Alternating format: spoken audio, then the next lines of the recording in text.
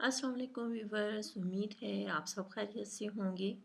आज की जो मेरी वीडियो है वो पर्शियन शील्ड के बारे में है और ये एक बहुत खूबसूरत शेडेड लीव्स वाला प्लांट है। कुल्टेड लीव्स हैं इसके जो कि बहुत खूबसूरत लगते हैं। ये एक ऐसा प्लांट है जिसे आप समर में आउटडोर ग्रो कर सकते हैं और विंटर में आपको इस प्लांट को सर्द हवाओं से बचाने के लिए या मौसम की सख्ती से बचाने के लिए इंडोर इसे रखना होगा। ओवर वाटरिंग जो है इस प्लांट में रूट रोट का बायस हो सकती है। ज़्यादा पानी जो है वो इसको नुकसान देगा, लिहाजा आप इसको पानी जब एक दफ़ा पानी दें तो दोबारा देने से पहले 2 से 3 इंच जब इसकी सॉइल खुश्क हो चुकी हो तब आप इसको पानी देंगे। पानी इसको अगरचे पसंद नहीं है इतना ज़्यादा, लेकिन इसको ह्यूमिडिटी जो है वो ज़रूर पसंद है।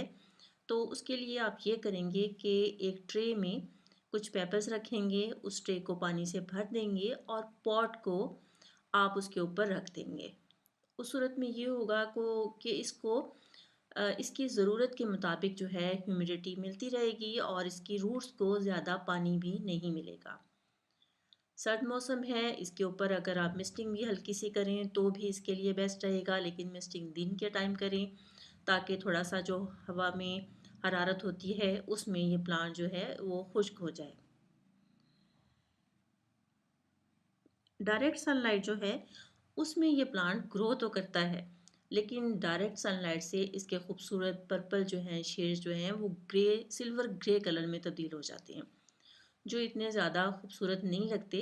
तो लिहाजा इसकी असल खूबसूरती को एंजॉय करने के लिए आप इसको डायरेक्ट सनलाइट में ना रखें, ऐसी जगह पे रखें जहाँ इसे सूरज की हीट मिल सके लेकिन डायरेक्ट सनलाइट ना मिले।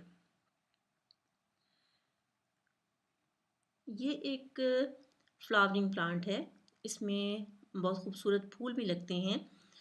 लेकिन इसकी असल खूबसूरती जो है इसके लीव्स जो हैं वो हैं उनके खूबसूरत शेड्स हैं और जब इसमें फ्लावर लगना शुरू होते हैं तो इसके लीव्स जो हैं उनका साइज़ जो है वो कदरे छोटा हो जाता है।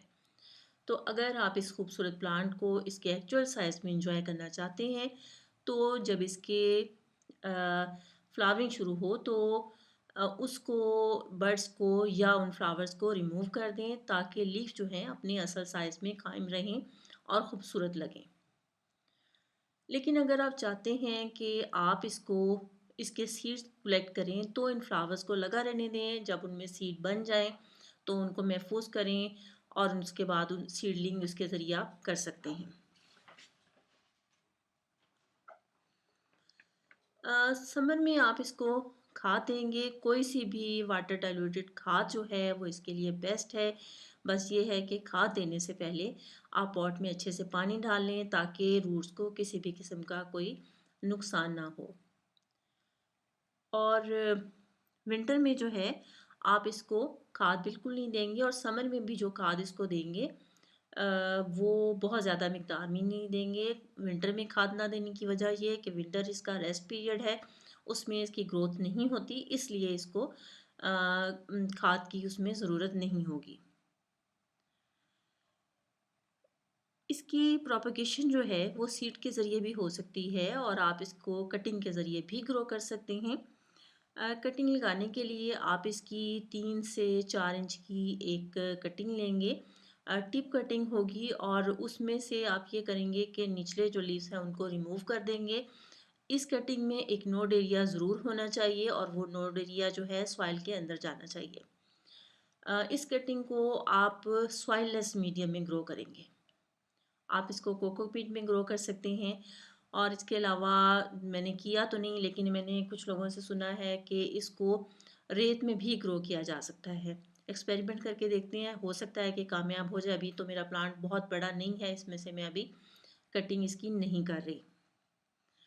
जो कटिंग इसकी लेंगे उसको हम एक प्लास्टिक बैग से कवर कर देंगे और उसको किसी ऐसी जगह पे रखेंगे जहाँ पे उसको हीट जो है वो मिलती रहे, सूरज की हीट जो है इसको मिले, डायरेक्ट सनलाइट उसको नहीं चाहिए होगी। और 2 से 1 से 2 दिन के बाद उस बैग को थोड़ा हटा देंगे कुछ देर के लिए, तकरीबन 1 घंटे के लिए, ताकि इसको फ्रेश एयर भी मिल जाए और प्लांट जो है वो ख़त्म ना हो जाए। 2 से 3 वीक के अंदर जो है इसकी ग्रोथ जो है वो शुरू हो जाएगी। और वैसे जो है इस प्लांट को आप पानी में भी ग्रो कर सकते हैं और इसकी उसमें रूटिंग जो है वो भी शुरू हो जाती है। उम्मीद है ये वीडियो जो है आपके लिए हेल्पफुल साबित हुई होगी और आप अपने प्लांट की केयर जो है आप बहुत अच्छे से कर सकेंगे। आइंदा किसी और वीडियो में आपसे फिर मुलाकात होगी, तब तक के लिए अल्लाह हाफिज़।